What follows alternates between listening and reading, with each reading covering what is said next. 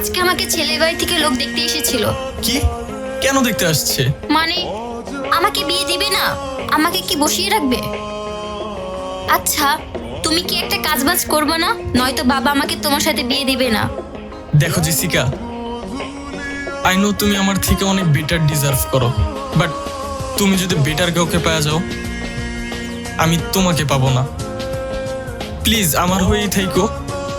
আল্লাহ ভরসা। ভাই আপনি তো অনেক সুন্দর, আর জেসিকা অনেক সুন্দর। আপনাদের দুজনকে খুব ভালো মানিয়েছে। তাই নাকি? ধন্যবাদ। আর জেসিকা যে সুন্দর ফিগার, ওয়াও মাশাল্লাহ, ওয়াও মাশাল্লাহ। আর জেসিকা যে সুন্দর ফিগার, ওয়াও মাশাল্লাহ। হ্যালো, তুমি আজকে না বলে চলে গেলে কেন? এমনি একটু কাজ ছিল। আচ্ছা শোনো, তুমি তোমার ওই ছেলে ফ্রেন্ডের সাথে আর চলাফেরা করবা না। কেন? ওরা আবার কি করছে? কিছুই করে নাই, ওদের আমার ভালো লাগে নাই। তুমি ওদের সাথে চলাফেরা করবা না। আজব, ওদেরকে নিয়ে তোমার এত সমস্যা কেন? তোমারে না বলছি মানে নাই। আচ্ছা দেখি। আচ্ছা শোনো, তুমি তোমার ওই ছেলে ফ্রেন্ডের সাথে আর চলাফেরা করবা না। কেন? ওরা আবার কি করছে? কিছুই করে নাই, ওদের আমার ভালো লাগে নাই। তুমি ওদের সাথে চলাফেরা করবা না। আজব, ওদেরকে নিয়ে তোমার এত সমস্যা কেন? তোমারে না বলছি মানে নাই। আচ্ছা দেখি।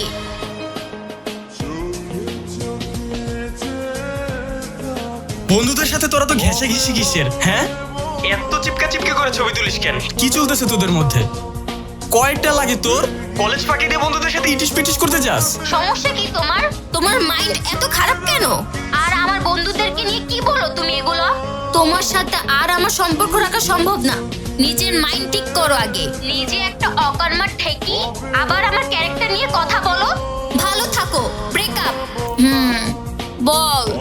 দোস্ত, তুই কি দেখেছিস তোর অনলাইনে একটা বাজে ছবি ভাইরাল হয়েছে? কি বলিস তুই? আচ্ছা ঠিক আছে, তুই দেখ, আমি এখনই তোকে সেন্ড করছি। আচ্ছা পাঠা পাঠা।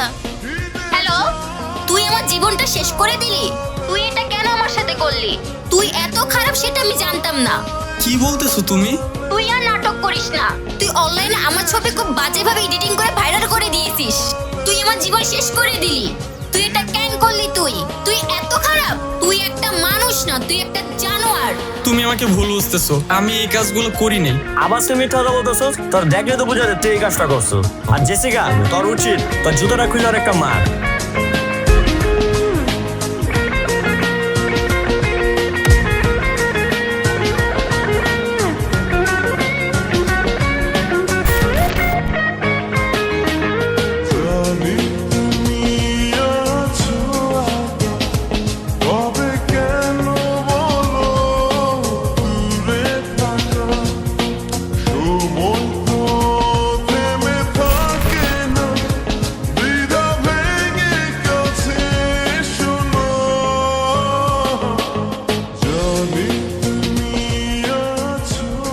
এই ছবিটা তোমার কাছে কেন?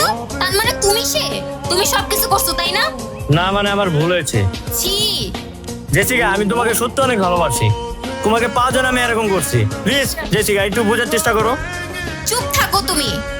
তোমার জন্য আমি লিখনকে কত অপমান করছি, আমি নিজেকে কখনো ক্ষমা করতে পারবো না। জেসিকা প্লিজ একটু বোঝার চেষ্টা করো। জেসিকা। হ্যালো ভাইয়া, লিখন কোথায়? লিখনকে কেন খুঁজছেন? আবার অপমান করার জন্য? ভাইয়া, আমার ভুল ছিল। লিখন কোথায়? আমি ওর সাথে দেখা করতে চাই। আপনি ছেলেটাকে কতটা অপমান করেছেন? এই ছেলেটা আপনার জন্য কি না করেছে, কতটা ভালোবাসছে আপনি কি জানেন? আর আপনি কি করলেন শেষ পর্যন্ত? ভাইয়া প্লিজ আমাকে একটু লিখনের সাথে দেখা করায় দেন। আপনি তাহলে একটা কাজ করেন, সন্ধ্যার পর আপনি মিরপুর 10-এ চলে আসেন। আপনাকে নিয়ে যাচ্ছি লিখনের বাসায়। আচ্ছা ঠিক আছে ভাইয়া।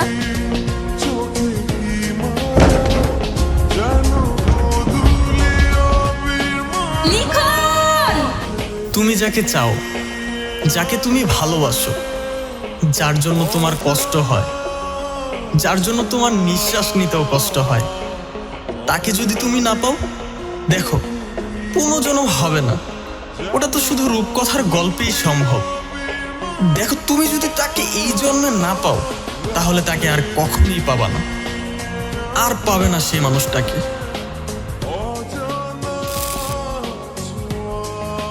তোমার ডায়েরিটা না আমার কাছে। তোমাকে না বলা কিছু কথা আমি এখানে লিখে ফেলছি। আচ্ছা তুমি কি আমাকে কোনোদিনও মাফ করবে না?